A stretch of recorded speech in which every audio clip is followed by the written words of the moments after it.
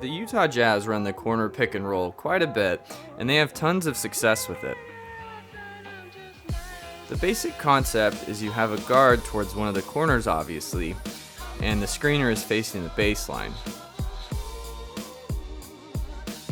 The guard does not necessarily need to be deep in the corner, but what's important is the spacing of the other players, where you have a shooting threat in the opposite corner and then two others on the weak side wing in the top of the key.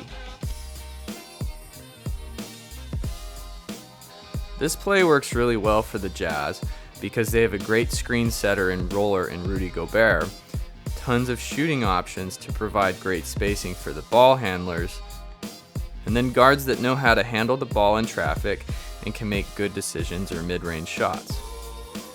When the screener comes over to set the screen, the guard has two main options.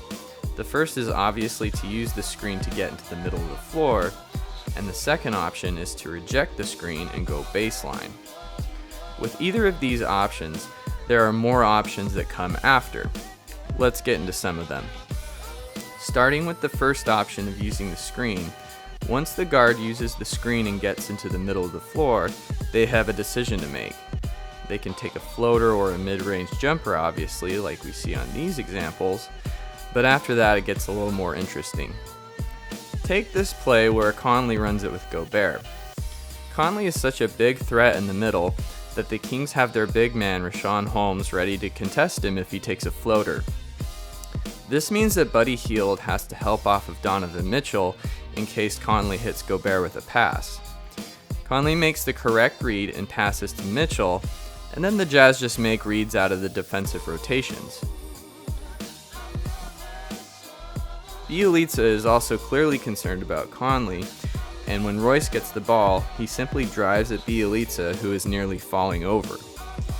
Now Richaun Holmes has to stop Royce, but Gobert is still in the dunker spot, and he gets an easy dunk out of it. On that play, a lot of the Kings' problems come from De'Aaron Fox going over the screen. So what happens when the guard goes under the screen? Here's another one where Conley runs it with Gobert, the defender goes under, and Conley simply steps back into the corner for a three. Okay, so if you can't go over the screen and you can't go under the screen, what the hell do? You ice the screen, of course.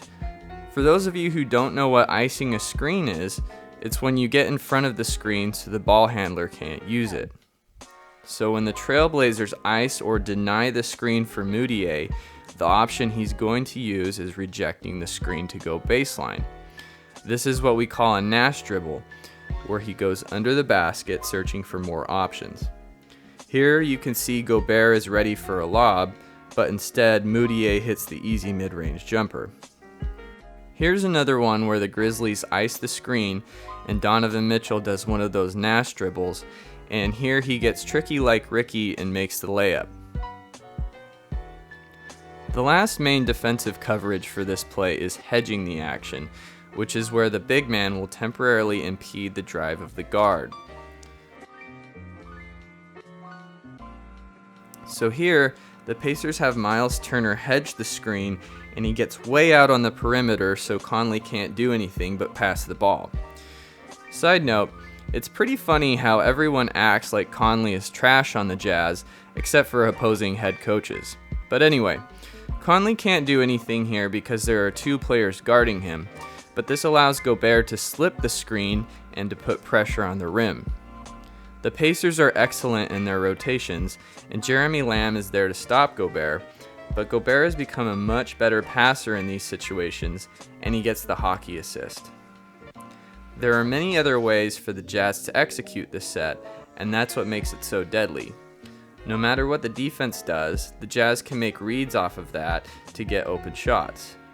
At the end of the day, it's just about whether they can make those shots.